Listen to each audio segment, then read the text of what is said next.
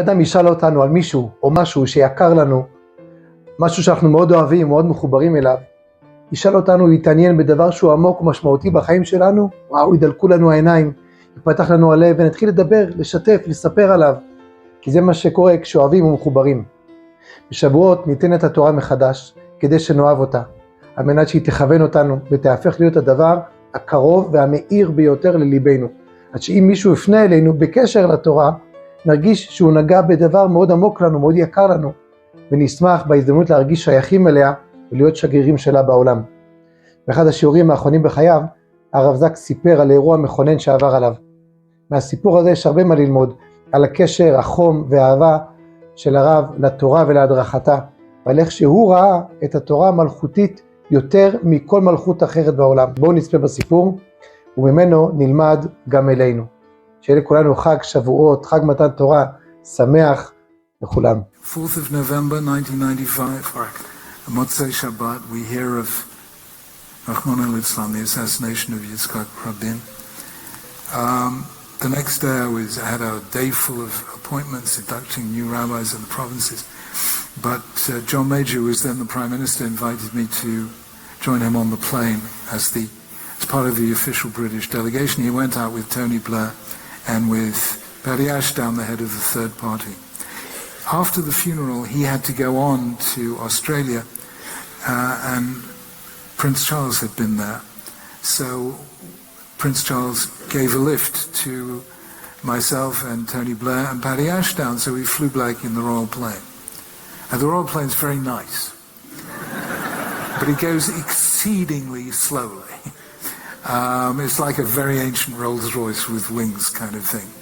So a commercial flight from London to Ben Gurion Airport is 4.5 hours. But if you go on the Queen's flight, it's over 8 hours. And it has to stop halfway for breath and refueling in Brindisi.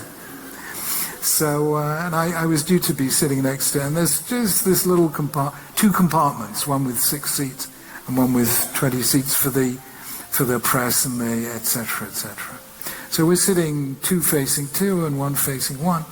And I was supposed to be sitting next to Tony Blair, but there was a general election in the offing, and I thought he might have to form a coalition with the third party.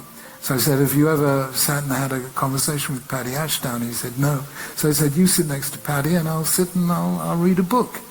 So here's Prince Charles here, and nobody opposite him. That would be Majesty. You get sent to the Tower of London for that. And there's Tony Blair sitting with Paddy Ashdown, and I'm reading the only book I have, which was Mikraot Gedolot, with, Chumash, with all the commentaries. And he is looking at this, and he's never seen a book like this. There is no book in English like a Mikraot Gedolot. Even Shakespeare, Midalam Aforshim, it doesn't look like that, with here's Rashi and here's Rashbam and here's Ibn Ezra, here's Ramban. And he was absolutely fascinated. And he said, Jonathan, can you explain this? So I explained to him exactly what is the text, what is the Rashi, who is Rashbam, and who's Ibn Ezra, and so on and so forth. And he's enthralled by this. And we don't realize that nobody quite has that approach to textuality that we have, this conversation, this commentaries on the commentaries and so on. And then he said, Jonathan, will you teach us some? So I say, okay, well. So I give an hour's shiur on Pashata Shavua to Tony Blair.